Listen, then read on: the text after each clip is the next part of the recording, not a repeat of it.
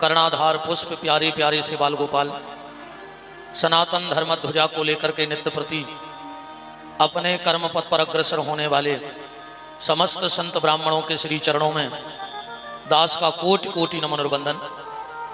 मंचस्थ विराजे हुए आचार्य वृंद, संगीतज्ञ बंधु, परमात्मा की अकारण करुणा, अनंत अनंत जन्मों के पुण्यों का प्रभाव, प्रारब्ध के पुण्य वर्तमान के सत्कर्म जिनको फलीभूत होकर प्राप्त हो रहे हैं और इस कथा के मुख्य यजमान के रूप में बैठने का सौभाग्य मिला, बहन श्रीमती संगीता, श्री रंजीत सिंह जी राजपूत गुड्डू भैया, इस कार्यक्रम के आयोजक माताजी श्रीमती संतोष रानी, श्री गुलाब सिंह जी राजपूत बड़े भैया, भाभी जी श्रीमती सरोज, श्री हीरा सिंह जी राजपूत मंजले भैया, भाभी माँ श्रीमती सविता, गोविंद सिंह जी राजपूत मंत्री महोदय, समस्त राजपूत परिवार, उनके प्रेमी परिजन परिचित सुहृद संबंधी ही बंधु बांधवजन, समस्त जीरई नगर और आसपास जहां जहां से भी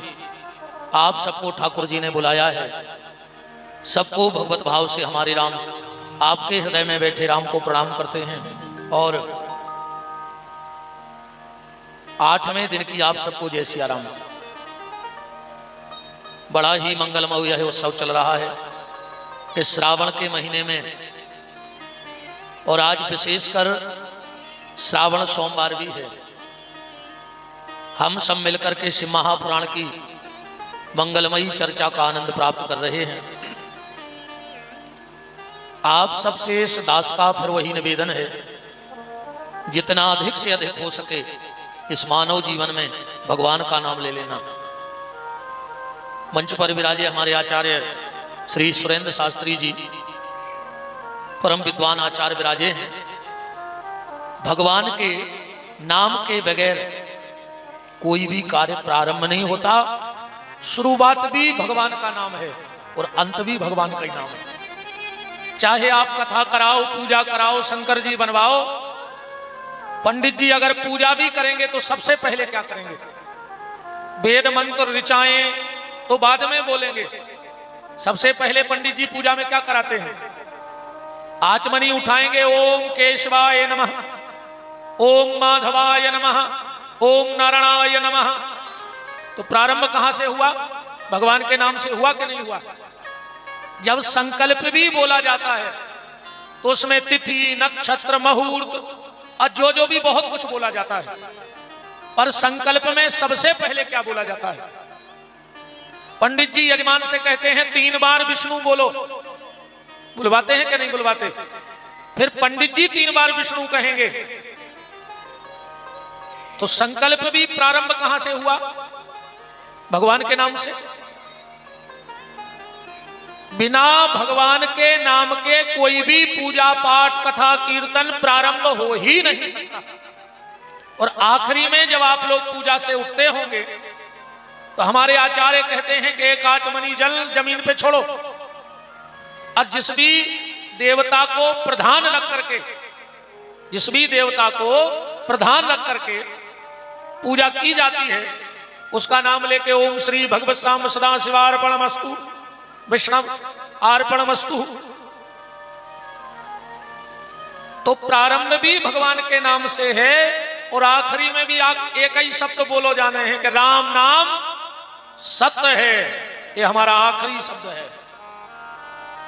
तो निवेदन आप सबसे यही है कि जितना अधिक से अधिक हो परमात्मा का नाम लेते रहना। जैसे बने वैसे ईश्वर का नाम लेते रहो, उसकी पूजा करते रहो, क्योंकि वही सत्य है, बाकी सब मिथ्या है। आज की चर्चा सावन सोमवार है तो यहां से प्रारंभ करते हैं। ध्यान से सुनना। एक गांव था और वो पूरा गांव यादवों का था। बहुत ध्यान से बात को समझना आज की कथा में। पूरा गांव यादवों का था। उस गांव में एक बच्चे का जन्म हुआ। बच्चे का जन्म हुआ, संसार में बच्चे ने पहली सांस ली और पिता ने आखिरी सांस ले ली। गरीबी इतनी थी इतनी गरीबी थी, मां ने गांव में रोटी मांग मांग करके अपने बच्चे को पाला। एक बात और ध्यान से सुनना, एक गरीब माँ बाप 5-5, 6-6 बच्चे पाल लेते हैं, और जब वो बच्चे बड़े हो जाते हैं तो 5-6 बच्चों से एक बूढ़े माँ बाप नहीं पाले जाते हैं। माँ बाप को लगता है कि हमारे बच्चे लायक हो गए हैं, पर जो माँ बाप को पानी नहीं दे सकते, हमें लगता है उनसे बड़ा नालायक कोई औलाद हो ही नहीं सकती है। वो लायक नहीं, वो नालायक औलाद है जो अपने माँ बाप की सेवा ना करे। आओ भैया राजा,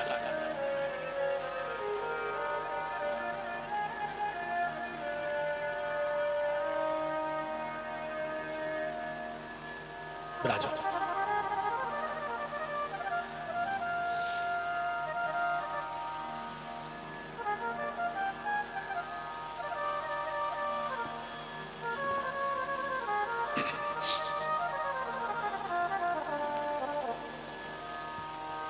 तो पिता ने आखिरी सांस ले ली। मां बिल्कुल गरीब, गांव में रोटी मांग मांग कर उसने बच्चे को पाला और उसका नाम रख दिया ददुआ।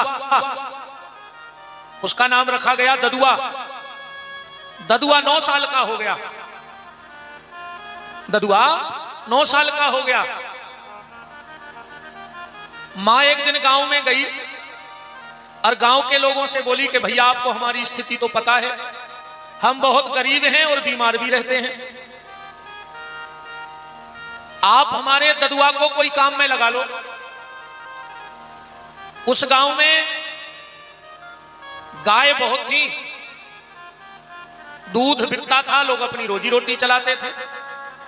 और पहले हमारे यहां जो अर्थव्यवस्था का मूल स्रोत था वो गैया थी।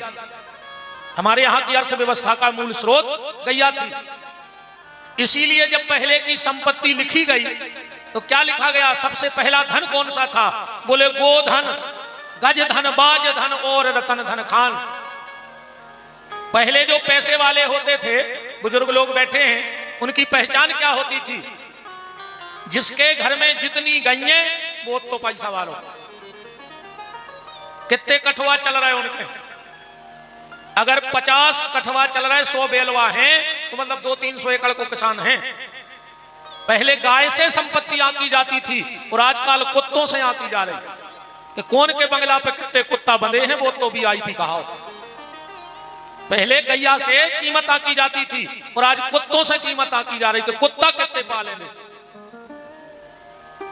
तो पूरे गांव ने विचार किया, अपने गांव का है, छोटा सा बेटा है, अपने गांव की गईएं देखत रहे, अपन जाते ही 4-6 चरावे, जो थोड़ो थोड़ो बंदे दे, एक ही व्यवस्था होते रहे। तो वो 9 साल का ददुआ गांव की गाय चराने जाने लगा। कुछ समय बीता, एक दिन सब बरेदी गईयों को लेकर जंगल में जा रहे थे, पीछे पीछे ददुआ भी जा रहा था।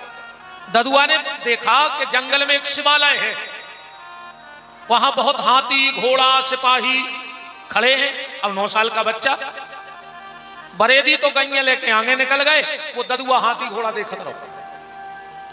वहां जो सिपाही लगे थे उनसे पूछा कि ये सब तुम्हारे हैं, हाथी घोड़ा तुम्हारे पास है? उन्होंने कहा नहीं नहीं, ये हमारे नहीं है। बोले फिर? बोले ये राजा चंद्रसेन के हैं। तो ददुआ ने कहा दुनिया में राजा चंद्रसेन सबसे बड़ा है क्या, जिसके पास इतने हाथी घोड़ा पैसा? इतने में राजा चंद्रसेन पूजा करके निकल रहे थे और उनके कान में ये शब्द पड़ गए ददुआ के कि दुनिया में सबसे बड़ा क्या राजा चंद्रसेन है?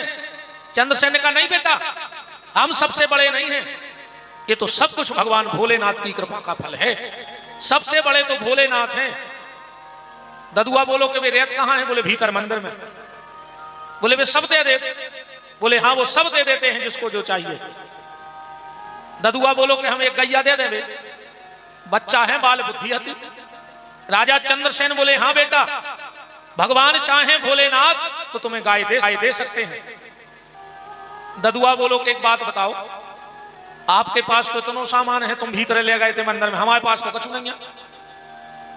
राजा बोले कि बेटा, भगवान भाव के भूखे हैं, भगवान को सिर्फ भाव चाहिए और किसी वस्तु की उसको कोई इच्छा नहीं है। भगवान सिर्फ भाव का भूखा है। भाव का भूखा हूं मैं, भाव ही बस सार है। भाव से मुझको भजो तो भाव से बेड़ा पार है।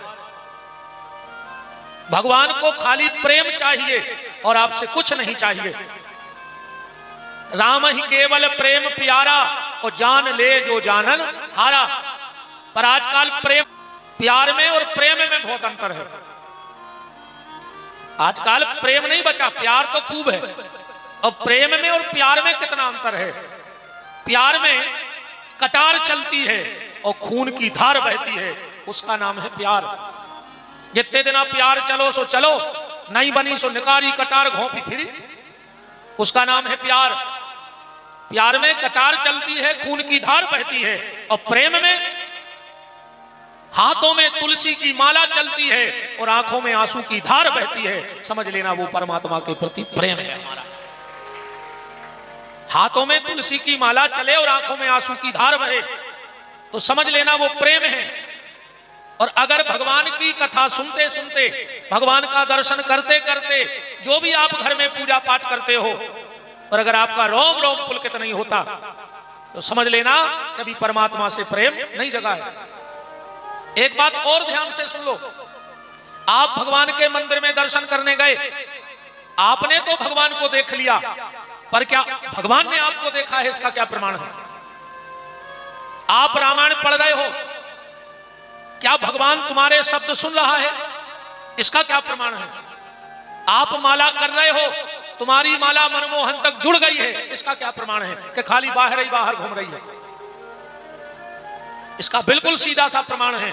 और बात यह भी समझ लेना कि अभी तुम भगवान को देख रहे हो, इसलिए कोई फर्क नहीं पड़ रहा। जिस दिन भगवान तुम्हें देख लेंगे उसी दिन फर्क पड़ जाएगा। भगवान तुम्हें देखें, तुम्हारे देखने से कुछ नहीं होगा।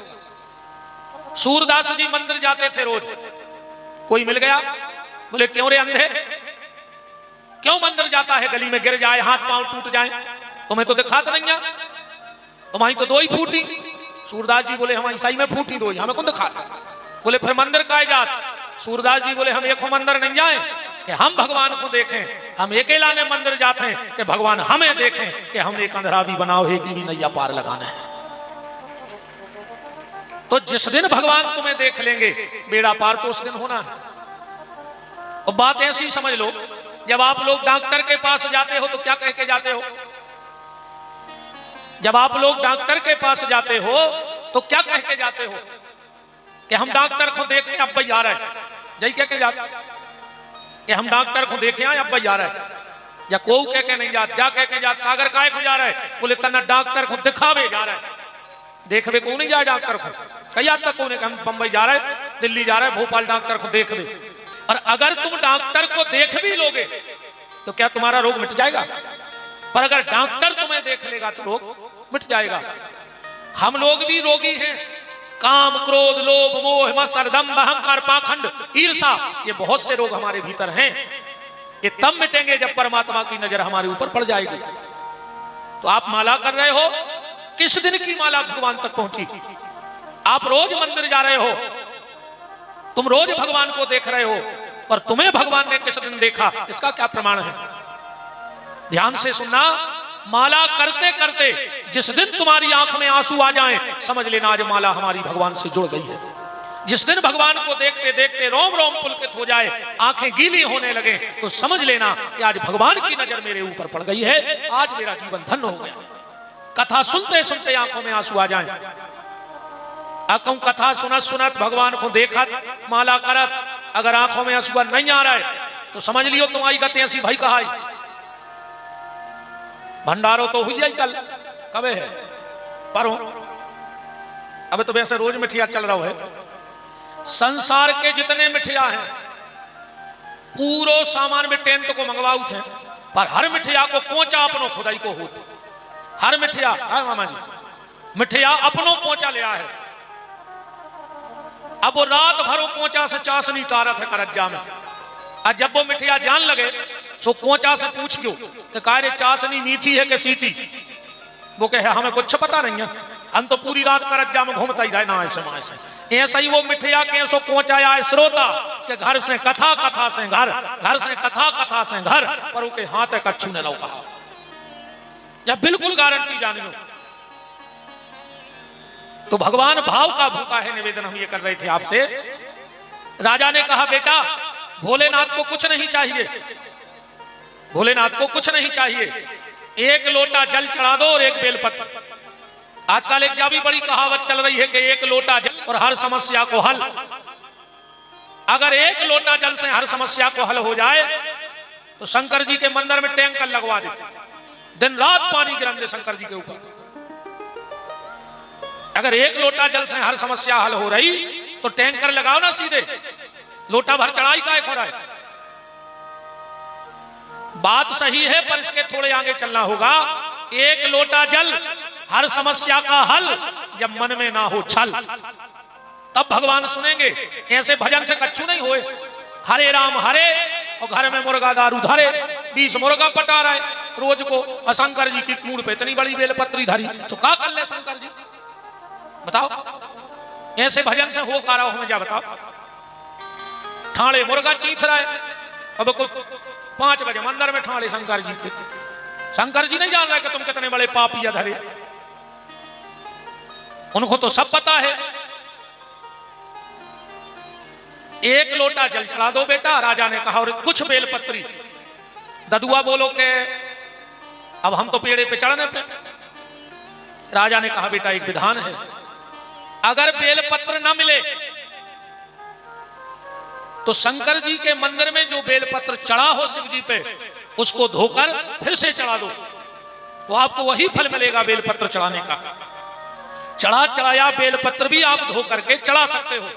तुलसी और बेलपत्र ये बासे नहीं होते हैं, गंगा जल और नर्मदा जल ये कभी बासे नहीं होते हैं। राजा चंद्रसेन तो कह के चला गया। अब ददुआ तो जंगल में कछु बर्तन भी न लाए, तो मंदिर में भीतर गया, एक नारियल की 2 नरेटी डली थी, नीचे थी बहुत गहरी नदी, गया सो दोनों नरेटी भर ले आओ।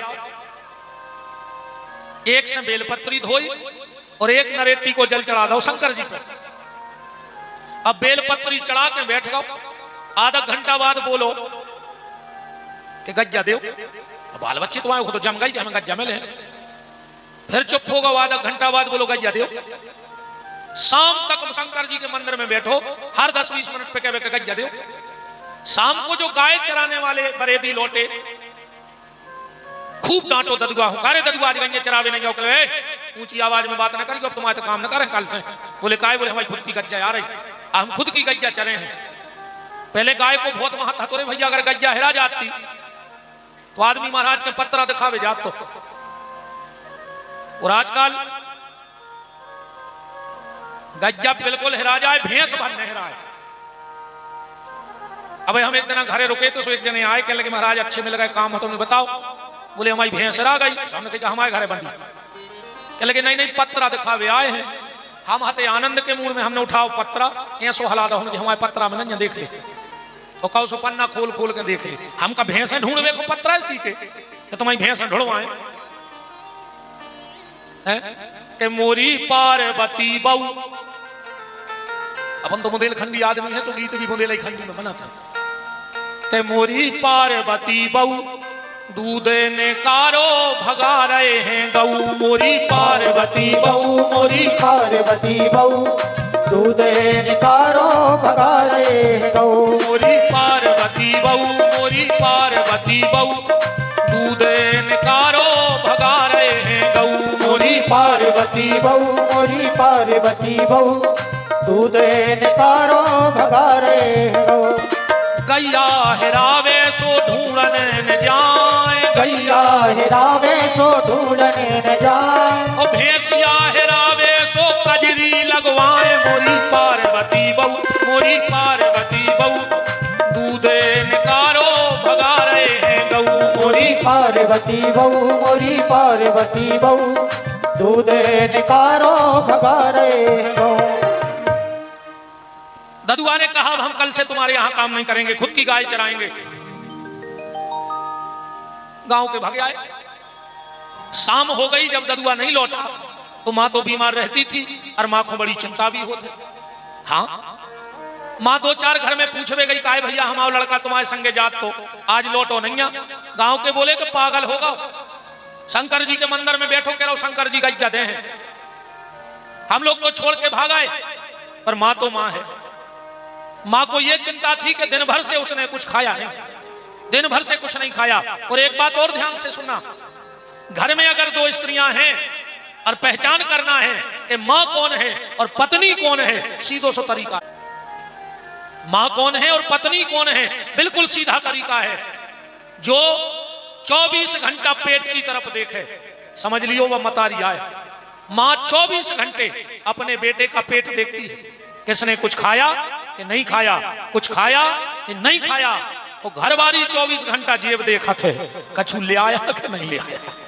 हाँ, 24 घंटाओं की नजर जेब पे रहे थे और माँ की पेट पे नजर रहे थे। अच्छा, एक बात और है, पहले की जो अपनी मताई हरे हती वे हती कम पढ़ी लिखी, अंगूठा छाप। अब एक ही मिल रही है पढ़ी लिखी, सबको पढ़ी लिखी चाहिए। पहले की मन अंगूठा छाप हती, उनको हिसाब किताब ठीक नहीं है। जो भी अनुभव हमने ऐसे करो है,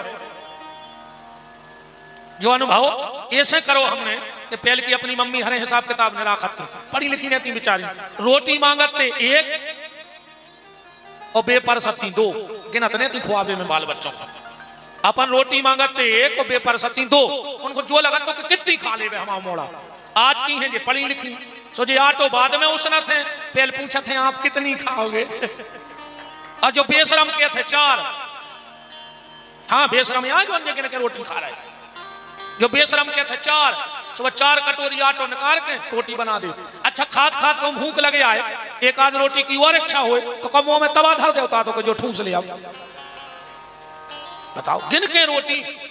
आज हम लोगों ने इतनी तरक्की कर ली है, इतनी तरक्की कर ली है कि घर में 14 जोड़ी चप्पलें तो हैं, 24 जोड़ी कपड़ा तो हैं हर घर में, पर आज घर के डिब्बा में 4 रोटी नहीं है। को गरम बना दे गरम।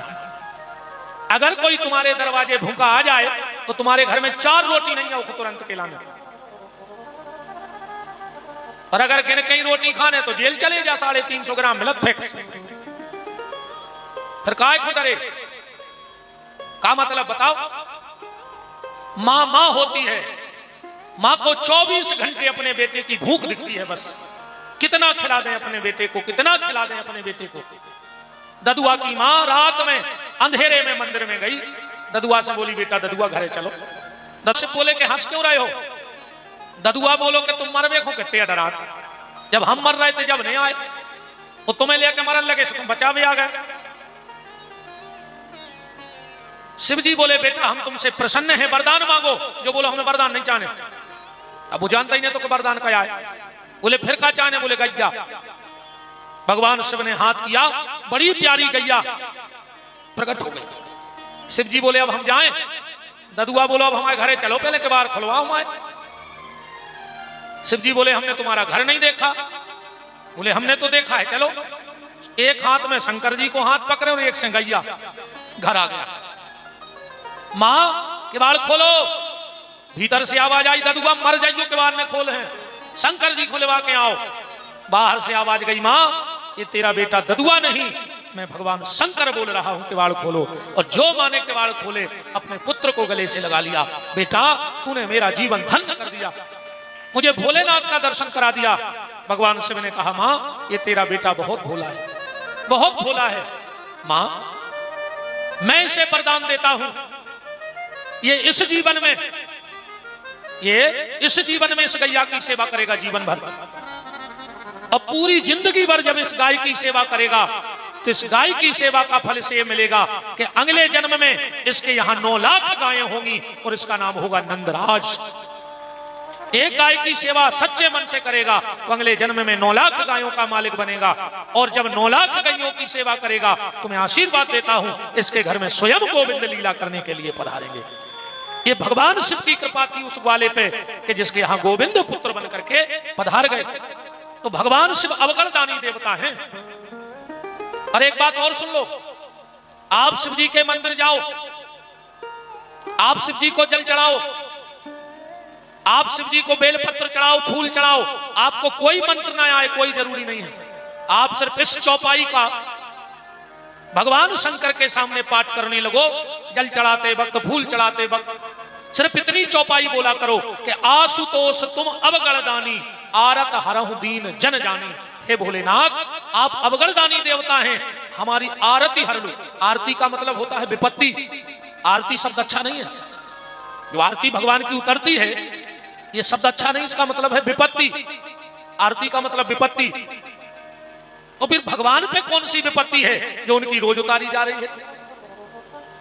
ये भी प्रश्न तो उठेगा कि भगवान पे ऐसी कौन सी विपत्ति है जो रोज हजारों लाखों मंदिरों में पुजारी उनकी आरती उतार रहे हैं। विपत्ति भगवान पे एक ही संकट है कि भगवान बहुत सुंदर हैं, बहुत सुंदर हैं, उनको किसी की नजर ना लग जाए तो रोज भगवान की नजर उतारी जाती है और हम लोग उसको लेते हैं। मतलब प्रभु आप संसार की विपत्ति बांट रहे हो तो आपकी थोड़ी थोड़ी विपत्ति हम लोग लिए ले रहे हैं, इसलिए आरती लेने का विधान है। जो भगवान शिव के मंदिर में जाकर के इस चौपाई का पाठ करता है कि आरत हरहु दीन जन जानी, हे भोलेनाथ हमारी आरती माने हमारी विपत्ति का हरण कर लो। ये रामायण की चौपाई है और रामायण का एक एक शब्द चौपाई नहीं है, रामायण का एक एक शब्द महामंत्र है। महामंत्र जही जपत महेशु। एक बार बहुत बड़ा कवि सम्मेलन हुआ, सनातन धर्म गज पहुंचे, वहां उठ के एक जन बोले कि ये बताओ इस समय दुनिया का सर्वश्रेष्ठ कवि कौन है? सूरदास जी बैठे थे, उठ के खड़े हो गए, बोले हमसे बड़ो कवि है ही नहीं है कोई। उतई बैठे थे तुलसीदास।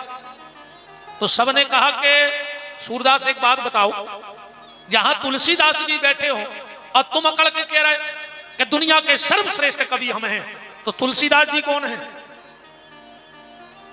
सूरदास जी बोले कि तुम्हारे मूर्खों जैसी बात है ना करो। बोले काहे? बोले तुम तुलसीदास जी को कवि या समझ रहे? बोले फिर?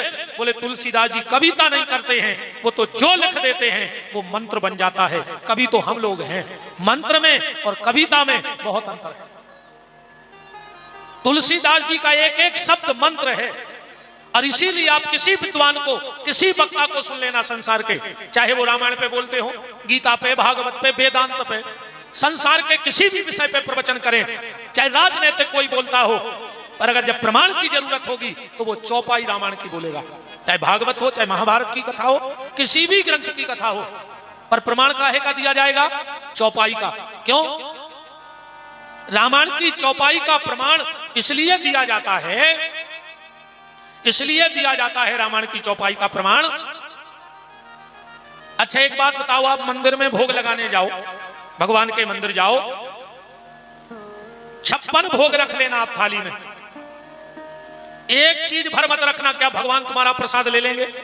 क्या? तुलसी का पत्ता भर मत रखना थाली में। किसी भी मंदिर में तुम्हारी पूजा भोग स्वीकार भगवान नहीं करेंगे। तो कीमती क्या है? तुलसी दल। और रूखी रोटी हो और उस पे तुलसी का पत्ता रख दो तो भगवान स्वीकार कर लेंगे। तो इसीलिए संसार के जितने कथावाचक हैं वो बीच बीच में रामायण की चौपाई इसलिए बोलते हैं कि उनकी वाणी भली रूखी हो, उनकी वाणी में इतनी ताकत ना हो कि भगवान तक पहुंच जाए, पर जब वो तुलसी की चौपाई का तुलसी पत्र अपनी जीभ पे रखते हैं तो हम लोगों की वाणी भी भगवान तक पहुंच जाया करती है। भगवान इस रूखी वाणी को भी स्वीकार कर लेते हैं। तो इस चौपाई को आप भगवान शिव के मंदिर में जरूर बोला करो कि आशुतोष तुम अवगणदानी आरत हरहु दीन जन जानी। अब कल आप भगवान भोलेनाथ के विवाह का मंगलमय उत्सव सुन रहे थे। राजा हिमांचल ने अपनी पुत्री का कन्यादान कर दिया और यहां जितनी बेटियां बैठी हो उनसे भी मेरा निवेदन है, बेटा तुम अपने बाप से हाथ पीरे तो करवाइयो, पर बहु दद्दा को मोह करिया करके जो ध्यान रखियो।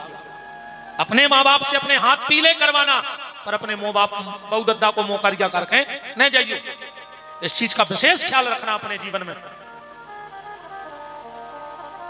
राजा हिमांचल ने अपनी बेटी का दान किया और अब माता मैना अपनी बिटिया पार्वती को पातिव्रत धर्म की शिक्षा दे रहे हैं। भगवान शंकर से हाथ जोड़ के कह रही है मैना, देखो एक बात और सुन लो, माता पार्वती को पातिव्रत धर्म की शिक्षा देने की कोई जरूरत नहीं थी। पर संसार की माताओं के लिए एक शिक्षा के लिए माता मैना ने पार्वती को पातिव्रत धर्म की शिक्षा दी। माता मैना ने हाथ जोड़ के भगवान शिव से कहा, कृपा निधि कृपाम कृत्वा शिवाम सांपाल्यसी सहस्र दोषे पार्वत्या आशुतोष क्षमस्यसी। हे भोलेनाथ, हमारी बिटिया में 1000 दोष हैं, पर आप आशुतोष हो, मेरी बेटी के अपराध को क्षमा कर देना। और अब माता मैना पार्वती से कह रही हैं कि बेटा पार्वती, धन्या पतिव्रता नारी नान्या पूजा विशेषतः पावनी सर्वलोकानाम। बेटा, संसार को जो पवित्र करे उसका नाम है गंगा। ध्यान से सुनना बात। संसार को जो पवित्र करे उसका नाम है गंगा, और जो गंगा को भी पवित्र करे उनका नाम है यति और सती। पतिव्रता नारी जब गंगा में अपना पांव डालती है चरण, तो गंगा गदगद हो जाती है और गंगा के सारे पाप उसी क्षण नष्ट हो जाते हैं।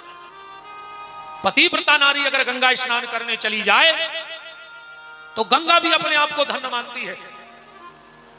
इसी शिव महापुराण में लिखा है कि चाहे गंगा का स्नान कर लो, चाहे पतिव्रता नारी के दर्शन कर लो, एक सा फल बताया गया है। जो व्यक्ति गंगा ना जा पाए और किसी पतिव्रता नारी का उसको दर्शन हो जाए तो उसको गंगा स्नान करने का फल मिलता है। माताओं को पातिव्रत धर्म से बड़ा कोई पूजा नहीं पाठ नहीं बताया गया। गोस्वामी तुलसीदास जी ने तो स्पष्ट कहा कि एक ही धर्म एक व्रत नेमा, काय वचन मन पति पद प्रेमा। और अब जा चौपाई बदल गई कलयुग में। पेलहती एक ही धर्म एक व्रत नेमा, काय वचन मन पति पद प्रेमा। और अब हो गई ऐसी कि एक ही धर्म एक व्रत नेमा, और पति को छोड़ के जाए सिनेमा।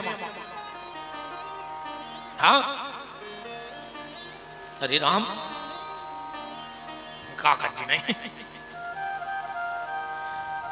एक माता जी हमसे बोली कि गुरुजी जा बताओ पति कैसा हुए भगवान कहा। हमने कहा कैसा हुए, वो पत्नी के लाने भगवान है। बोले कैसे, हमने कहा सुन ले तो भगवान का ये क्या भाई, 24 अवतार भाई भगवान के। तो कहूं ना कहूं तो वे फंसे तुम्हारे हिस्सा में। कहूं अच्छा पग्गा ठोक के नाली में डरे रेत हुए तो जानिए हमारी किस्मत में 12 है भगवान बदेते सुबह डरे नाली में। कहूं तना वो 6 कद के हुए तो जानिए बामन भगवान बदेते मनवाए तो भगवान तना हम कह समझ रहे तो समझ लियो वहां के भी तना गुस्सेल हो अगर तो समझ लियो नरसिंह भगवान बदेते आए तो भगवान है। पर इस बात से एक बात और समझना, पति और पत्नी दोनों को अच्छा होना चाहिए। पति और पत्नी को दोनों को अच्छा होना चाहिए। पत्नी भी गलत रास्ते पे ना जाए तो पति भी गलत रास्ते पे ना जाए। और इसका बिल्कुल सीधा प्रमाण में एक छोटा सा आपको एग्जाम्पल दे रहा हूं रामायण का। जब लक्ष्मण के द्वारा मेघनंद का वध हो गया, रावण रो रहा था। सुलोचना ने जाकर के मंदोदरी से कहा कि मां मुझे पति का शीश चाहिए जो रामादल में रखा है, मैं सती होना चाहती हूं। मंदोदरी ने कहा बेटी सुलोचना तुम जाओ और जाकर के अपने पिताजी रावण से कहो, वो व्यवस्था करेंगे। भरे दरबार में सुलोचना गई, रावण बैठा है। सुलोचना ने कहा पिताजी मुझे अपने पति का शीश चाहिए। रावण ने कहा बेटी रामादल में चली जा और अपने पति का शीश ले आ। तो मंत्रिमंडल बैठो तो क्या कर रहे हो महाराज रावण, अपने घर की बहू और अपने दुश्मन के शिविर में भेज रहे। पर धन्य रे राम, रावण उठ के कहता है सरो चुप रहो, मैं राम को अच्छी तरह जानता हूं। मेरी बहू इतनी सुरक्षित मेरे घर में नहीं है जितनी राम के शरण में रहेगी, क्योंकि राम ने कभी सपने में भी किसी परनारी का ध्यान नहीं किया है। राम वो व्यक्तित्व हैं कि राम के दुश्मन भी राम की तारीफ करते हैं। हाँ, राम के दुश्मन भी राम की तारीफ करते हैं। खरदूषण मार भी आए थे राम जी को, कथा तो तुमने जाना था। राम लक्ष्मण को मार भी आए थे जब सूर्पनखा की नाक कान कट गई। पर जैसे ही राम को देखा तो खरदूषण कह रहा है कि यद्यपि भगिनी कीन कुरूपा पर बधलायक नहीं पुरुष अनुपा। भले ने अपनी बहन को नकटी गुप्ती कर दो पर इतना सुंदर है कि मारवे के लायक नहीं है।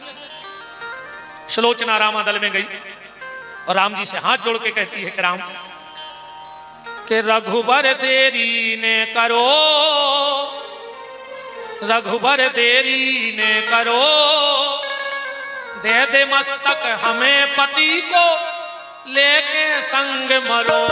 रघुबर देरी ने करो, रघुबर देरी ने करो, दे दे मस्तक हमें पति को लेके संग मरो। रघुबर देरी ने करो, रघुबर देरी ने करो, दे दे मस्तक हमें पति को लेके संग मरो। रघुबर देरी ने करो, रघुबर देरी ने करो, दे दे मस्तक हमें पति को लेके संग मरो। राम ने कहा हो कौन तुम? सुलोचना अपना परिचय दे रही है राम को। पुत्र बधू रावण की कहिए मेघनंद की नारी, पुत्र बधू रावण की कहिए मेघनंद की नारी। कटो शीश मोए पति को दे दे मांगू अवध बिहारी, कटो शीश मोए पति को दे दे मांगू अवध बिहारी। शीश चरणों में धरो, शीश चरणों में धरो, दे दे मस्तक हमें पति को लेके संग मरो। रघुवर देरी ने करो, रघुवर देरी ने करो, दे दे मस्तक हमें पति को लेके संग मरो। राम ने कहा सुलोचना क्या करना है पति के शीश का? बोले प्रभु मैं सती होना चाहती हूँ। तो बगल में लक्ष्मण खड़े थे, हंसी आ गई लक्ष्मण को। सुलोचना बोली लक्ष्मण हंस रहे हो? बोले सुलोचना अगर तू इतनी बड़ी पतिव्रता नारी है तो तेरा पति मर क्यों गया? तो सुलोचना का जवाब सुनना। सुलोचना ने कहा तो सुनो छोटे ठाकुर, तुम क्या समझ रहे हो कि आज लंका में दो वीरों ने युद्ध लड़ा है? तो ये तुम्हारी गलत फहमी है। सुनो लक्ष्मण, आज लंका में दो वीरों ने युद्ध नहीं लड़ा, आज लंका में दो पतिव्रताओं ने युद्ध लड़ा है। एक तरफ उर्मिला लड़ रही थी और एक तरफ सुलोचना लड़ रही थी। तुम सोच रहे होगे कि जब दो पतिव्रताएं लड़ी तो क्या सुलोचना पतिव्रता नहीं थी जिससे उसका पति मर गया? तो सुनो लक्ष्मण, सुलोचना उर्मिला से कई गुना ज्यादा पतिव्रता है। पर एक गलती हो गई लक्ष्मण हमारे साथ। बोले क्या? बोले जो उर्मिला का पति लक्ष्मण था वो धर्म रूपी राम का साथ दे रहा था और सुलोचना का पति अधर्म के मार्ग पे चल के रावण का साथ दे रहा था, इसलिए वो हमें हार गई। अगर मेरा पति भी धर्म पे चल रहा होता तो उर्मिला की ताकत नहीं थी जो मुझे हरा देती। बात सिर्फ मैं ये कहना चाहता हूं कि पति और पत्नी दोनों को अच्छे रास्ते पे चलना होगा, एक दूसरे के प्रति समर्पित होना होगा, तब गृहस्थी की गाड़ी बहुत अच्छी चलेगी, वरना गृहस्थी की गाड़ी चलने वाली नहीं है। और आज की गृहस्थी की गाड़ी कह लगे तुम चंद्रमुखी में सूर्यमुखी, तुम चंद्रमुखी हम सूर्यमुखी, हम तुमसे दुखी तुम हमसे दुखी। चलो दो ही जने छत पे से कूद पड़ गए, हम भी सुखी और तुम भी सुखी। आज की जा हालत है। तो माता मैना कह रही हैं धन्या पतिव्रता नन्या पूजा। जो पतिव्रता नारी होती है वो कोई भी पूजा ना करे तो उसको सारी पूजा का फल मिल जाता है। कुछ नियम बताए, जब पति भोजन कर लेवे तब पत्नी को भोजन करो चाहिए, पति को ना होने लाओ चाहिए।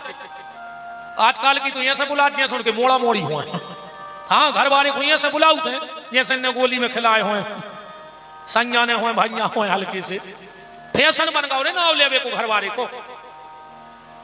कबाऊ पति से ऊंची आवाज में बात न करो चाचा। ये में लिखो है, हम आज न मानियो बात। ये में लिखो है जो पति से झगड़ा करत है वह अगले जन्म में कुतिया बनत है। ये में लिखो है तुमको आकर पढ़ लीजिए कुछ खाओ। जी उन्हें सोच रहे यार अगर ऐसी जानती तो आज हम भी वाले आउते। मुझे का पता कि आज महाराज ऐसी बातें सुने आधे संशय में है। चलो नहीं हो तो कल लुआ लेते जो हम कल फिर सुना। आधे टेंशन में कि यार आज चूक गए, आज तो फैमिली के संग कथा सुनने थी। इसमें लिखा है न गच्छे तीर्थ यात्रा वही प्रतिज्ञा न बिना पति की आज्ञा के बिना अगर पत्नी कोई तीर्थ यात्रा भी जाती है तो उसको तीर्थ यात्रा का कोई फल नहीं मिलता है। पति की आज्ञा के बिना कोई व्रत उपवास भी अगर पत्नी करती है तो उसको उस व्रत उपवास का फल नहीं मिलता। लोग हमारी कहते हम मजाक उड़ा देते, हम मजाक नहीं उड़ाते, हम बिल्कुल साँचिया कह देते आदमी के तुम मजाक उड़ा हर चीज को। अब आजकल में सुहागलें चल गई, अब घर वालों भूखो फिर रहो, बे सुहागलों में बैठी सुहागला के गोले का पर आए भूख के मारे। अब आदमी के तुम खराब बोला, तुम मजाक नहीं उड़ा, हम बिल्कुल साँची कह दे, सुबह आदमी लग जाता। भाई खूब सुहागलें करो, हम भी सनातनी हैं, हम काय को विरोध कर अपने धर्म को, पर हम कल ही तो सही बताए हैं तुम्हें, बताओ ईमानदारी। घर बारो भूखो फिर रहो सुहागलों में बैठी, शाम को आ गई पुड़ी खा के मुट्ठी में चना लेके कि जे तुम खा ले वो का घरवा जाए। भाई खूब सुहागलें करो, हमें बिल्कुल दिक्कत नहीं है, पर जो ना सुहागलें हुए तन्ना सवेरे सुहागला से जो के सुहागला रोटी खा ले, वो कह का जो हमें सुहागलों में जाने पहले तुम तो खा ले, जे की लंबी उम्र को तुम तो पूजा कर रही, वो बिल्कुल वो को बीपी हाई हो रहा भूख में।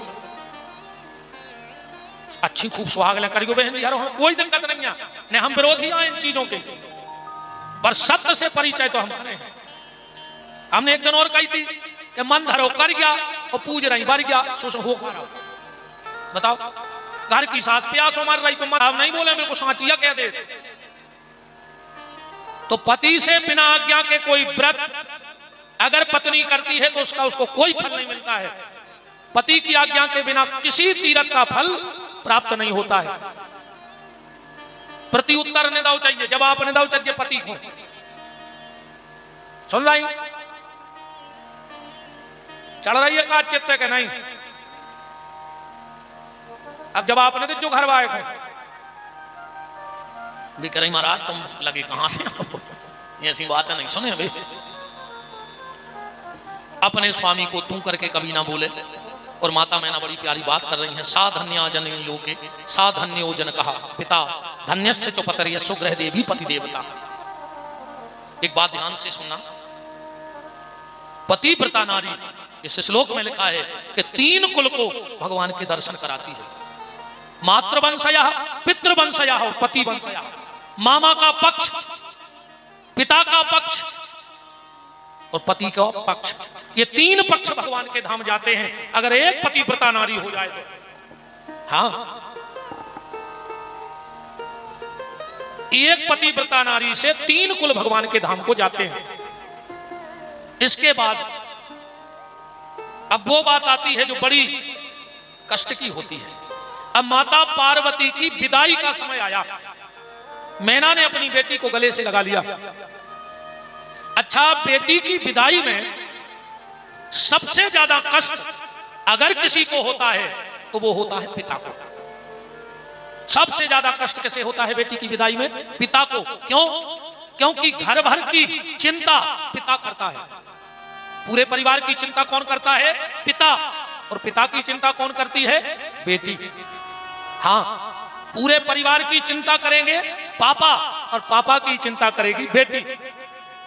और अगर बेटी सबसे ज्यादा विश्वास किसी पे करती है तो अपने पापा का सबसे ज्यादा। कभी अनुभव करके देखना, सबके जीवन में ये घटनाएं घटती हैं।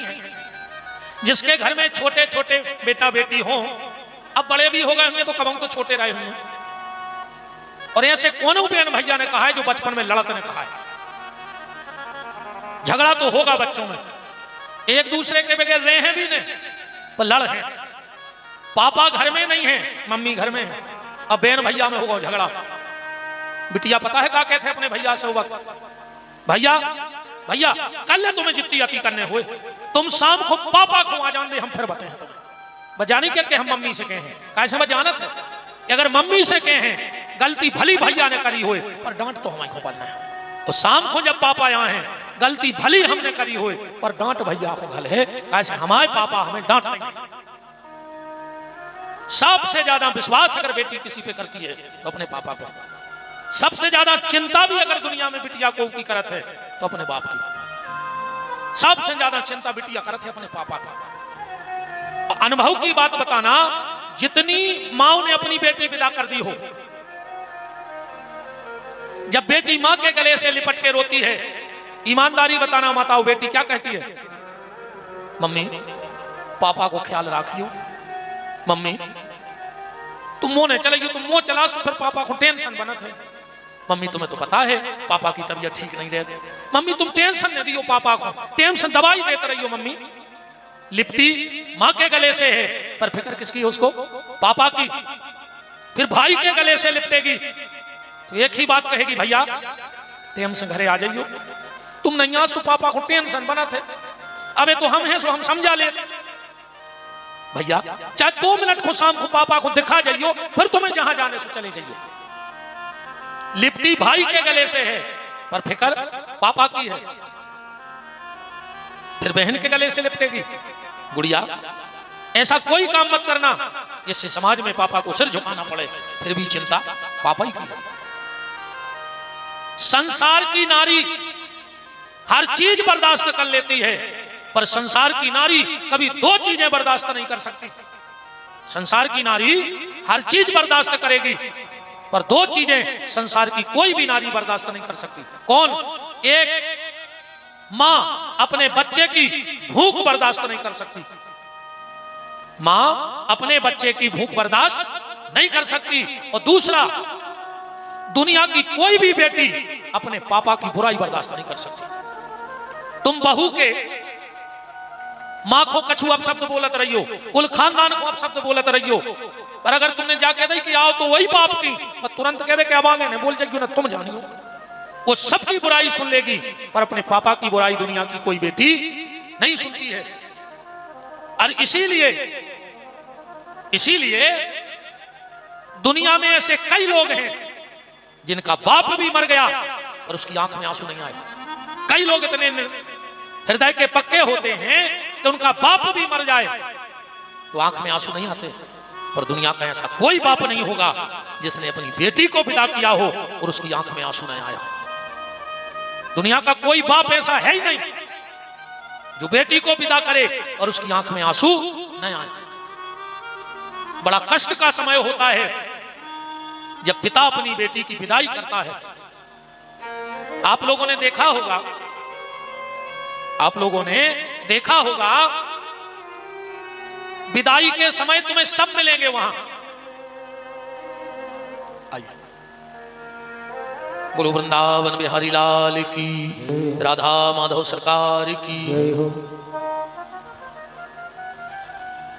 विराजिएगा, आपकी तरफ से आप सबका खूब खूब स्वागत है। जय जय विराजिए। श्री वृंदावन बिहारी लाल की।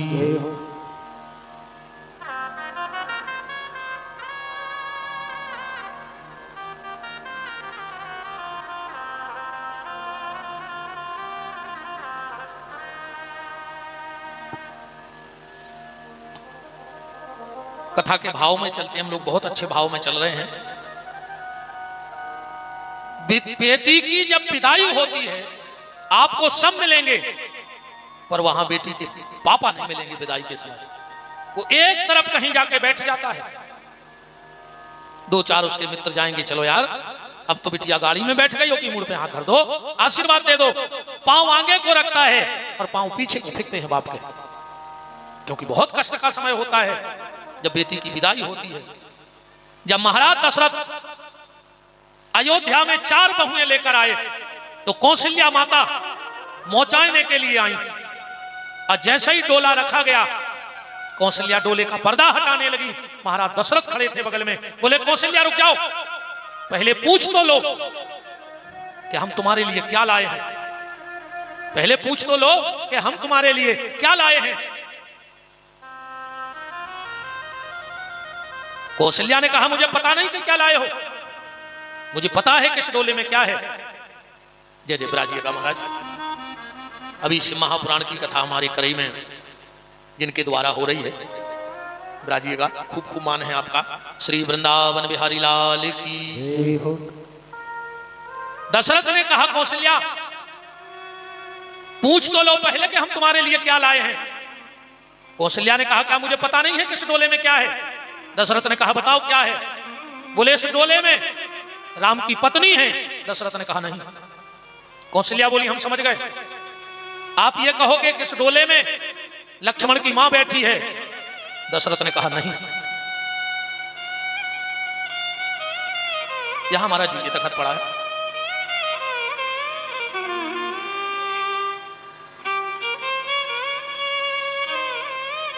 कौशल्या ने कहा इस डोले में लक्ष्मण की मां है। दशरथ ने कहा नहीं। कौशल्या ने कहा हम समझ गए, आप ये कहना चाहती हो कि इस डोले में भारत की भाभी है। दशरथ ने कहा नहीं। कौशल्या बोली हम समझ गए, आप ये कहोगे कि दुनिया की बेटी अपने पापा की जान होती है। आप ये कहोगे कि इस डोले में हम जनक के प्राण लाए हैं। दशरथ ने कहा नहीं। कौशल्या बोली हम समझ गए, आप ये कहोगे बहू हर ससुर की शान होती है, हर ससुर की शान होती है।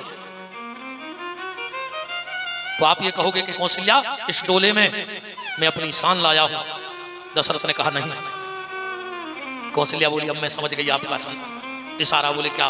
बोले आप ये कहना चाहते हो कि कौशल्या तुम बूढ़ी हो गई हो, अब मैं अयोध्या की नई मालकिन लाया हूं। कौशल्या ने चाबी निकाल के दे दी, लो। दशरथ ने कहा नहीं।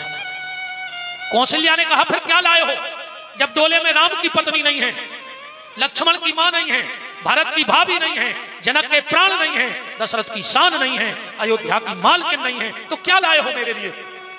दशरथ जी ने बगल में खंबा लगा था पकड़ के हिलकी भर के रोने लगे। कौशल्या ने कहा महाराज अयोध्या पे इतने बड़े बड़े संकट आए, पर मैंने कभी आपकी आंख में आंसू नहीं देखे, और आज आप रो रहे हो। दशरथ ने कहा कौशल्या तू मेरे आंसुओं की कीमत नहीं जान पाएगी। क्यों? कौशल्या तुझे भगवान ने बेटी नहीं दी है ना, तेरे घर से कोई बेटी विदा नहीं हुई है, तो तू क्या जाने कि बेटी की विदाई में उस परिवार पे क्या बीतती है। कौशल्या जानती है जब हमारे समधी महाराज जनक हमें विदाई देने आए, अयोध्यावासी एक तरफ खड़े एक तरफ जनकपुरवासी, जानती है कौशल्या जनक ने मुकुट निकाल करके और अपना मुकुट मेरे चरणों में रख दिया, घुटनन के बल बैठ करके हाथ जोड़ के कहा हे चक्रवर्ती सम्राट महाराज दशरथ, हम बहुत छोटे से राजा हैं, हमारी इतनी भी औकात नहीं थी कि हम रघुवंशियों के सामने खड़े हो जाते, पर क्या करें मेरी बेटी का भाग्य देखो, जिसके बगल में खड़े होने की हमारी औकात नहीं है, उस वंश की बहू मेरी बेटी जानकी बनकर के जा रही है। तो महाराज मैं हाथ जोड़ के आपसे ये बात कहना चाहता हूं, अगर मेरी बेटी सीता से कोई गलती हो जाए और तुम्हारे राज्य में कोई दंड निश्चित हो तो मेरी बेटी को माफ कर देना, और मुझे उस अयोध्या के चौराहे पे खड़ा करके उस दंड को डबल करके दे देना, मैं आंख भी ऊपर नहीं उठाऊंगा। धन्य रे राजा दशरथ, मुकुट उठाया, जनक के माथे पर लगाया और हाथ जोड़ के कहा जनक ये क्या कर रहे हो? अरे आज दानी तो तुम हो, हम रघुवंशी तो तुम्हारे दरवाजे के भिखारी हैं, तुम कन्या का दान कर रहे हो और हम झोली फैला करके दान ले जा रहे हैं, आज हर हाल में आप हमसे बड़े हो। तो दशरथ जी कह रहे कौशल्या तुम्हारे घर से कोई बेटी विदा नहीं हुई तो तुम उस तकलीफ को नहीं समझ सकती हो।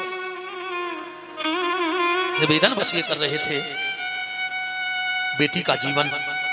ईमानदारी एक बात बताओ, हम अपनी रिश्तेदारी में जाएं, मामा के, बुआ के, मौसी के, जबकि वो हमें पहले से जानते हैं और हम उनको पहले से जानते हैं, उन्हें हमारा स्वभाव पता है, हमें उनका स्वभाव पता है, फिर भी हम 2-4 दिन से ज्यादा उनके घर रुक नहीं पाते।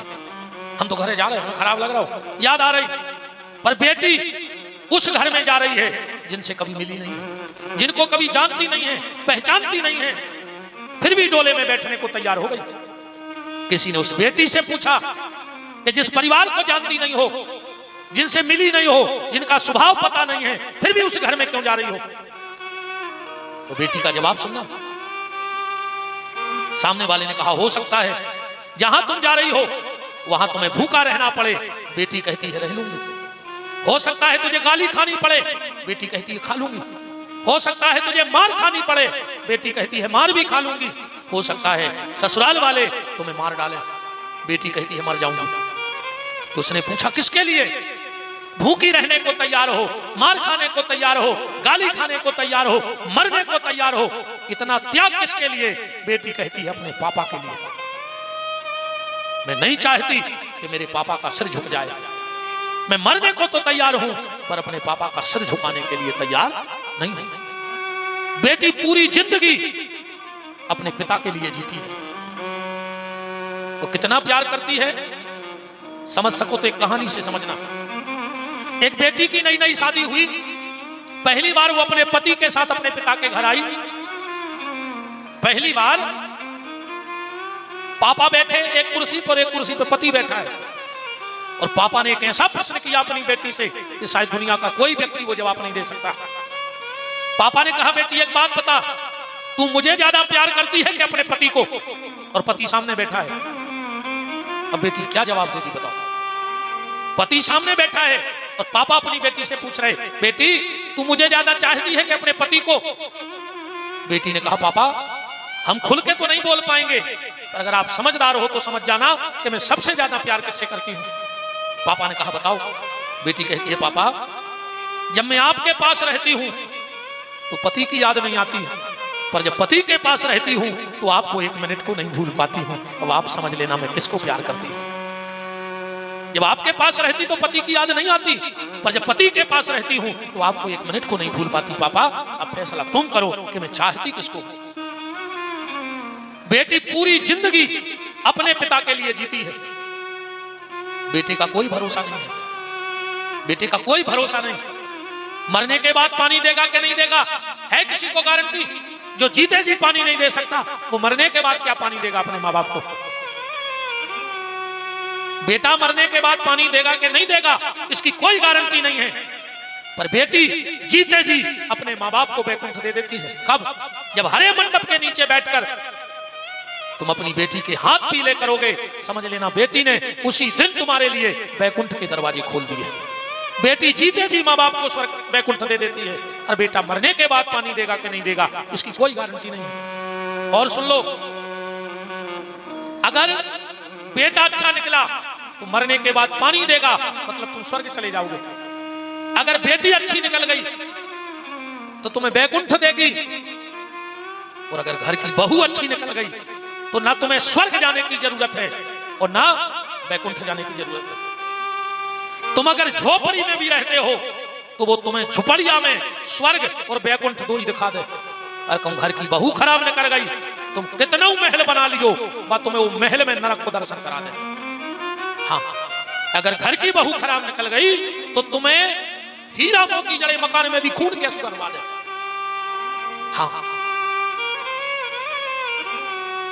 परसों ये सब बहनें गई थी हमसे ठाकुर जी के यहाँ, एक बात कह रही थी, हमारे आंसू भर आए थे, क्योंकि अपनों काम तो 22 साल हो गए, जो है फिर वही इतने से उठे सोते, उतने से उठे सोते, इतने से उठे सोते। जब हमसे ये बहनें जिस घर में हम कथा करें मिलने आती हैं तो एक ही बात कहते, गुरुजी हमारे सास ससुर को तना समझा दियो, हमारे सास ससुर को तना समझा दियो। सास ससुर मिलवे जी कहता ना बहू को समझा दियो। पहली बार परसों की बात बहनों तुम्हारी हमारे दिल में बैठ गई। हमारे साथ ऐसा कभी नहीं हुआ, हम अक्सर करके बहुओं को समझा तो ससुर को। जेकर परसों बहने हमसे रात में कह रही थी, बाबूजी आपकी बहू हमारी बहने कह रही थी, गुरुजी पता नहीं है हमारों के कौन जन्म के पुण्य बन गए थे, हमने कौन पुण्य करे थे कि हमारे ये परिवार की बहू बन के आ गए। हमारे लायक खाते नहीं कहते अच्छे परिवार की बहू बन के आ जाते। हमारे जैसो परिवार बोले संसार में कोई गुने होते।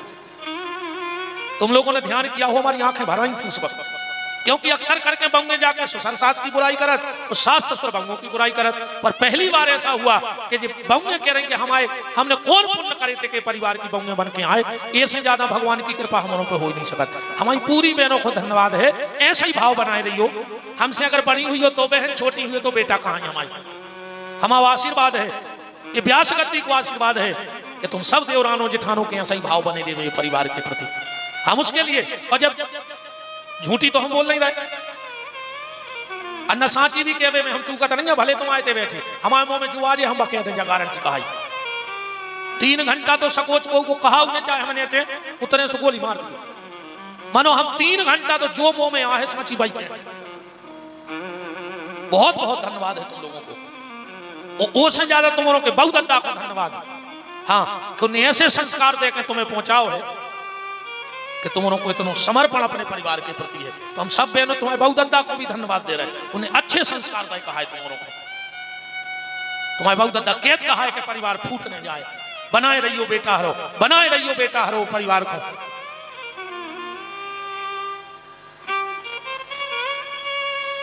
बेटी को 2 कुल की लाज बचानी है, तुम लोगों के कंधे पे 2 कुल का बोझ है।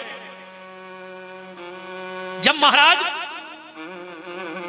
चित्रकूट में सभा लगी, ध्यान से सुनना 1 मिनट का भाव, और कथा तो तुम्हें जौन सुनते हो तुम हम पर्ची दे दे, हम बस सुनाए दे रहे हैं। ये तो जितने बैठे सबको पता है कैसे रावण मरो कैसे कंस मरो, पर भीतर को कंस रावण मर जाए कथा तो तब सफल है, नहीं ऐसो रावण तो बहुत पहले मर गया, तो कोई मतलब नहीं है। जब चित्रकूट में सभा लगी, बेटी क्या होती है ध्यान से सुनना, और वही झलक हमें तुम लोगों में दिखी, इसलिए भाव हम मंच से आज बोल रहे हैं। बेटी क्या होती है?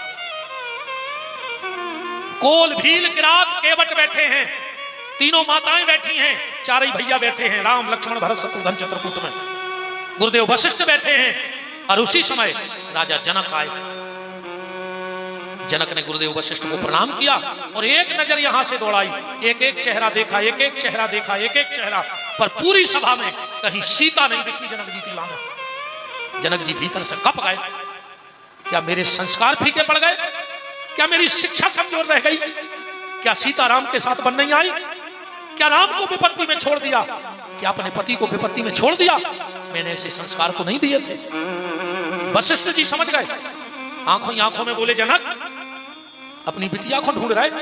जनक जी बोले, हाँ मेरी सीता नहीं दिख रही इस सभा में। बोले नीचे चले जाओ, मंदाकिनी के घाट पर बैठी है तुम्हारी बेटी। और जब जनक जी मंदाकिनी गंगा के घाट पर गए तो एक खुरदरे पत्थर पर सीता बैठी है। देख करके जनक जी की आंखों में आंसू आ गए, क्या यह मेरी वही बेटी है जो कमल के फूलों पर चलती थी और आज इतने कठोर पत्थर पर बैठी है? और उसी समय सीता ने हाथ का उजरू बनाया और गंगा में से जल भर के पीने लगी। जनक जी की आंखों में आंसू बहने लगे, मेरी बेटी सीता चांदी के गिलास में पानी पीती थी और आज हाथ से पानी पी रही है। ईमानदारी बताओ, आज का कोई अगर पिता होता तो सबसे पहले अपने समधी को दहेज प्रथा में जेल करवा देता, पर धन्य रे राजा जनक सीता के सामने जाके दोनों हाथ उठा के कहता है कि पुत्री पवित्र किए कुल दो। सीता तूने दोनों कुल की लाज बचा दी, तूने मेरा भी सिर सम्मान से उठा दिया और तूने राम की भी लाज बचा दी। ये बेटी होती है जो 2 कुल की लाज बचाती है, पिता के कुल की और पति के कुल की। बेटे का कोई भरोसा नहीं कि एक कुल की लाज बचा पाएगा कि नहीं बचा पाएगा, पर बिटिया दोनों कुल की लाज बचा देती है। दोनों कुल की लाज बचाने वाली होती है बेटी।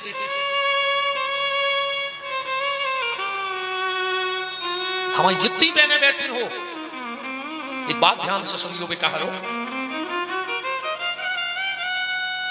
तुम्हें अपने पापा को एक अधिकार देना है, और जितनी बेटियों का विवाह ना हुआ हो वो ध्यान से सुन लेना। तुम्हें अपने पापा को एक अधिकार देना है, और जीवन में पिता अपनी बेटी से सिर्फ एक चीज चाहता है, इसके अलावा बाप बेटी से जिंदगी में कुछ नहीं चाहता। तो तुम्हारे पापा सिर्फ तुम्हारे लिए मेहनत कर रहे हैं।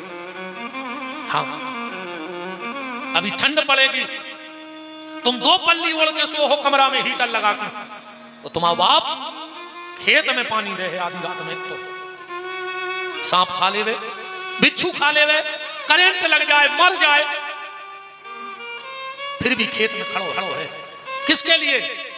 इसलिए खड़ा है कि अगर फसल थोड़ी अच्छी आ जाएगी तो बेटी को बहुत अच्छा घर मिल जाएगा, 2 पैसा और जेब में आ जाएगा तो बेटी को अच्छा घर मिल जाएगा।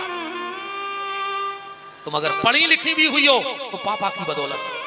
हाँ, तुम्हारी मम्मी कहते हैं तुम्हें मनई से नहीं लग रही मोड़ी, सियानी हो गई। तुम्हारे पापा पता है क्या कहते हैं? तुम्हारी मूड पे बैठी का, अबे हमारी मोड़ी पड़ है, बताई कहते समय काल खराब है, बाप कैसे बनो रहे, हमें खा लेने देने, हमें हमारी मोड़ी पे भरोसा है, हमारी मोड़ी पड़ है, हम पाँव पे खड़ो कर दें जब शादी करें। बेटा बहुत चाहत है तुम्हारे पापा, तुम्हें बहुत अति प्रेम करते हैं पापा।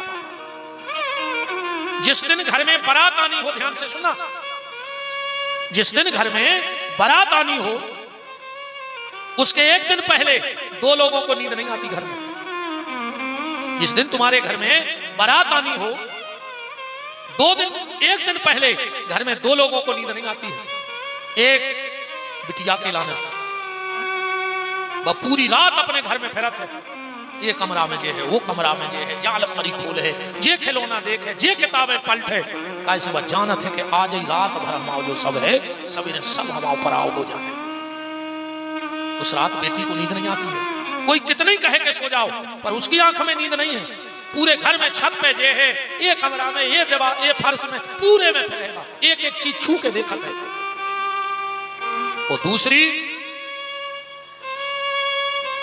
पिता को नींद नहीं आवे वो रात। बाप सोत नहीं है जो दिन बारात आने हुए, वो एक दिन पहले बाप को नींद नहीं आती। पूरी रात फिरा थे घर के घेरों, कितने के लाने 2 मिनटों की पत्नी से उसकी बात हो जाए। कैसे घर में आ जात मेहमान, अपने तो मर्यादा है कि अपन बड़ों के सामने बोलत नहीं है पत्नी से। बाप पूरी रात 5 मिनट को मौका ढूंढत है कि हमारी पत्नी से बात हो जाए, और जैसे ही पत्नी मिली घबरानो बाप, कपता हुआ पिता आके पत्नी से कहते सुनो सुनो, पत्नी कहते वो कागाओ, पति कहते तुम हमारी सुनो, तुम हमें यहाँ पे प्रवचन ने सुना, तुम हमारी सुन ले आज पहले, बताओ इतने घबरा काहे रहे। पति आंखों में आंसू भर के अपनी पत्नी से कहता है, सुनो अगर बिटिया अलमारी खोले, कछु जेवर उठाए, कछु कपड़ा उठाए तो उठा लेन दियो। काहे? बोले वो को हमें आज ही देने हैं, बस हम पे विश्वास रखियो, हम तुम्हें नहीं ले आके दे हैं। पर अगर मोड़ी तुम्हारी कछु जेवर मांगे तो तुरंत दे दियो, साड़ी मांगे तो दे दियो, कैसे पूरी जिंदगी हम तुम्हें ले आए, पर बिटिया के लाने हमें आज ही देने हैं। क्या पता कल फिर दे पा रहे, कछु के नहीं दे पा रहे। इतना प्यार करते हैं तुम्हारे पापा तुमसे, बहुत चाहत है। कबों कबों जब ऐसा संयोग बनत है, कई बार ऐसी घटनाएं घट जाती, मां नहीं है, मां नहीं है, और पिता अपनी बेटी की शादी करता है, और जब बिटिया बाप के गले से लिपटत है, बेटी जब पिता के गले से लिपटती है, तो बिटिया सबसे पहले अपने भैया को बुलाता है।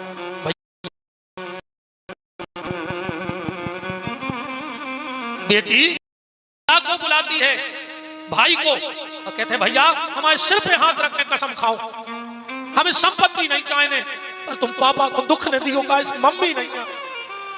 अब पापा को ख्याल रखने वालों नहीं है घर में। भैया भैया 2 टाइम पापा से अकेली रोटी की पूछत रही हो कि पापा रोटी खाओ। और किसी किसी घर में ऐसी स्थिति बनती है कि पिता नहीं होता और मां बेटी की शादी करती है।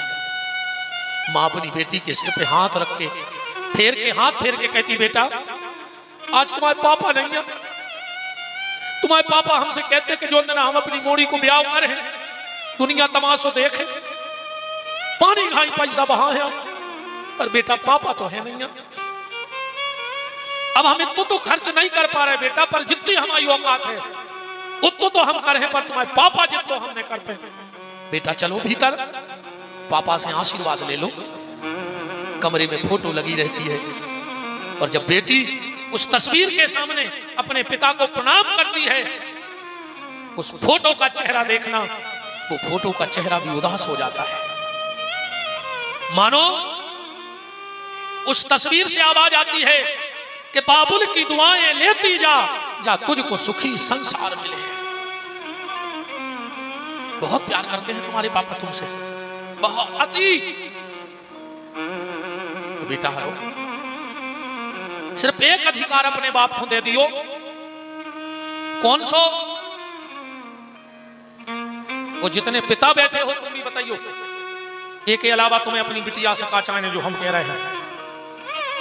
पिता पूरी जिंदगी में अपनी बेटी से सिर्फ एक इच्छा रखता है, बस वो इच्छा पूरी कर दे बेटी, तो पिता का हृदय गदगद हो जाता है कि चलो मैंने इसको पाला पोसा, इसने एक काम जो मैंने जीवन में चाहा वो उसने कर दिया।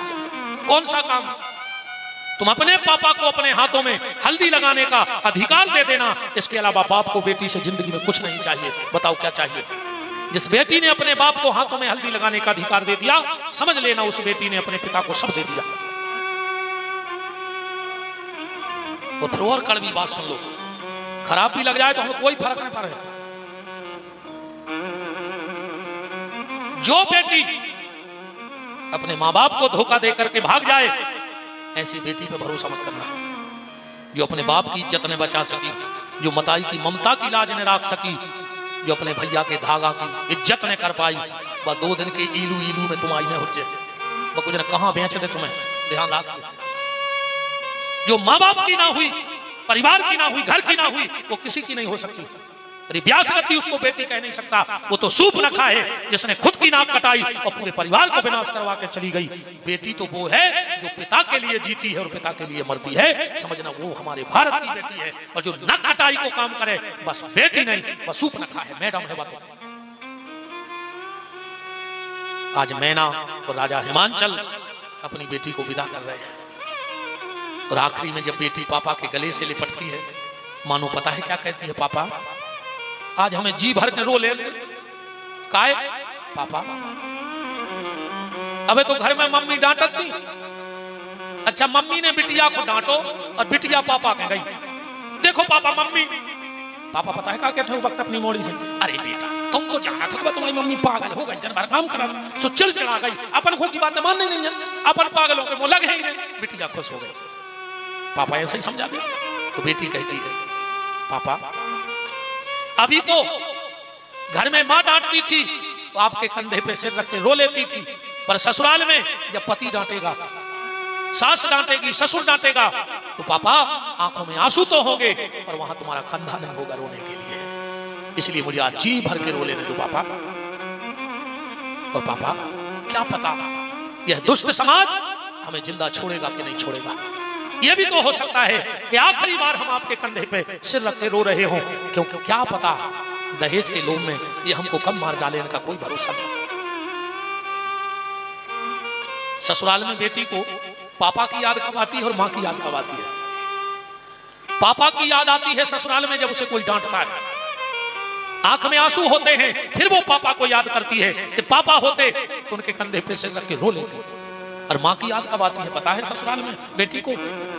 जब पूरे घर को रोटी खिला देती है, जो आखिरी में बचता है सब का जूठा मूठा एक थाली में रख के कोरा तोड़ती है और मुंह के यहाँ ले जाती है, आंखों में आंसू गिरने लगते हैं। आज अगर मेरी माँ होती तो सबसे पहले 2 रोटी घर में मुझे खिला देती। आज सबने रोटी खा ली पर मुझसे किसी ने 2 रोटी के लिए नहीं पूछा। मैं आप सबसे एक और निवेदन कर रहा हूं, जितनी माएं बैठी हूं, तुम्हारे घर में बहुएं आई हों, जैसे तुम अपनी बेटी को सुबह उठ के एक बार कहती हो कि चलो काम बाद में हो जाए, ये 2 रोटी खा ले, कभी कभी अपनी बहू को भी ऐसे ही लाड़ दुलार और प्यार से कभी हाथ पकड़ के, अगर बहू बर्तन धो रही है, बहू झाड़ू लगा रही है, तो तुम जाना और उसका हाथ पकड़ के कहना, माँ छोड़ोगे बस धोबाते रहे दिन भर डरो, आओ पहले 2 रोटी खा ले। अगर तुमने कभी बहू का हाथ पकड़ के उसे 2 रोटी खिला दी तो मैं आपसे गारंटी देता हूं वो बुढ़ापे में तुम्हें रोटी मीड़ के दूध में डाल के खिलाएगी, ये गारंटी। आज की तुम्हारी जो बोनी होगी वो फसल तुम बुढ़ापे में काटोगे। इन बहुओं को भी बेटी मानो, ये तुम्हारे लिए अपने माँ बाप छोड़ के आई हैं, ये अपनी खुशियां छोड़ के आई हैं, ये अपनी सहेली छोड़ के आई हैं, ये अपने अरमान छोड़ के आई हैं, ये अपनी इच्छाएं छोड़ के आई हैं। किसके लिए? तुम्हारे और तुम्हारे परिवार के लिए। बहुओं को परिवार का हिस्सा